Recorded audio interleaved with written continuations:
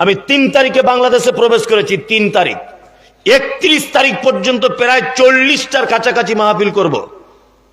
যা করেছি দিন রাত মিলিয়ে।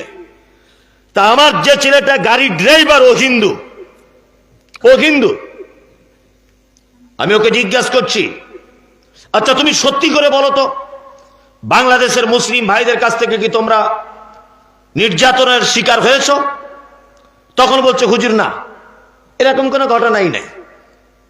আমি এই পর্যন্ত আপনাদের টাঙ্গাইল, আপনাদের বগুড়া, জয়পুরহাট, লালমনিরহাট, দিনাজপুর, ওইদিকে আপনার বর্ডারের দিকে আর একটা কোন জায়গা, জামালপুর, সাতক্ষীরা, এই সমস্ত জেলাগুলো আমি ঘুরছি। এই জেলাগুলো ঘুরে প্রত্যেক জায়গাতে আমি গাড়ি দাঁড় করাচ্ছি। প্রায় বেশিরভাগ জায়গাতে যেখানে হিন্দু আছে সেখানেও সুযোগে গাড়ি দাঁড় করানো হচ্ছে। জিজ্ঞাসা করছি স্থানীয় মানুষদের, ভাই সত্যি কথা বলুন তো, আমি মুসলিম, বাংলা, আমি ইন্ডিয়া থেকে এসেছি, আপনি বাংলাদেশের একজন নাগরিক, আপনি সত্যিটা বলুন, সত্যটা। কোন মুসলমান আপনাদের ঘর বাড়ি জ্বালিয়েছে? এই পর্যন্ত 5টা 7টা 8টা 10টা জেলা যা ঘুরলাম, কোন জায়গাতে আমি রিপোর্ট পেলাম না, কোন জায়গাতে যে মুসলিমরা হিন্দুদের ঘর বাড়ি জ্বালিয়ে দিয়েছে। বরং সোশ্যাল মিডিয়াতে এটা দেখতে পেয়েছি, মুসলিমরা মন্দির পাহারা দিয়েছে, হিন্দু ভাইদের বাড়ি পাহারা দিয়েছে। এটা আমরা দেখেছি, তাই না? অনেক সময় দেখেছি। কিন্তু ভারতবর্ষের মিডিয়া এমন উঠে পেড়ে লেগেছে যে বাংলাদেশ আর ভারত যুদ্ধ না লাগানো পর্যন্ত ওরা ক্ষান্ত হবে না, এমন একটা পর্যায়ে চলে গেছে। যদিও আমি লাইভ করতে করতে বলেছি যে আমি প্রতিটা জেলায় ঘুরছি, কোন জেলাতে এরকম কোন রিপোর্ট নেই।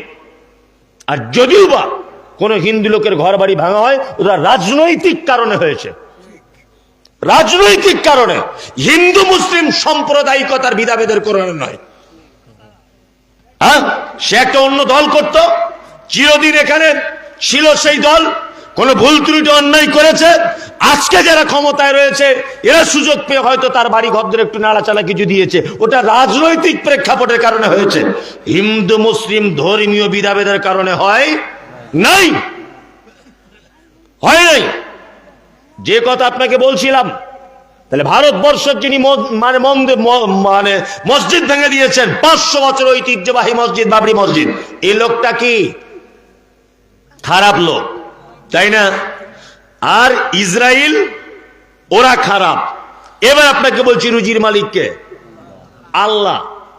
তা আল্লাহ তো ইচ্ছা করলে নরেন্দ্র মোদীর 5 মিনিটের জন্য নিঃশ্বাস বন্ধ করে দিতে পারে, পারে কি পারে না? পারে, পারে। আল্লাহ ইচ্ছা করলে ইসরায়েলকেও পারে না? পারে। কিন্তু আল্লাহ বলছে আমার নাম রহমান, তোরা নামাজ পড়লেও আমার দয়া থেকে বঞ্চিত হবি না, বেঈমান হয়ে গেলেও আমার দয়া থেকে বঞ্চিত হবি না। আমি এমন এক দয়ালু, আমি দয়ার কারণে বিনিময়ে কিছু চাই না। আমার মসজিদে এসে সেজদা দিলেও রুজি পাবি, মন্দিরে গিয়ে ঘন্টা বাজালেও রুজি পাবি, বেঈমান হয়ে গেলেও রুজি পাবি, আর ঈমানওয়ালা হয়ে গেলেও তোরা রুজি পাবি। বেনামাজির জমিতে বৃষ্টি হয়, হিন্দুর জমিতে বৃষ্টি হয়, বেঈমানের জমিতেও বৃষ্টি হয়, আবার ঈমানদারের জমিতেও হয়। তার মানে পৃথিবীর সব থেকে বড় বড় পাপীদেরকে আল্লাহ যদি তার রুজির দস্তরখান থেকে যদি ফেরত না দেয়, আপনি কে যে ওই মহিলাটা দামি শাড়ি পরেছে বলে আপনি ভিক্ষা না দিয়ে তাড়িয়ে দিলেন? আপনি কে ওর হাতে মোবাইল ছিল বলে আপনি ভিক্ষা না দিয়ে তাড়িয়ে দিলেন?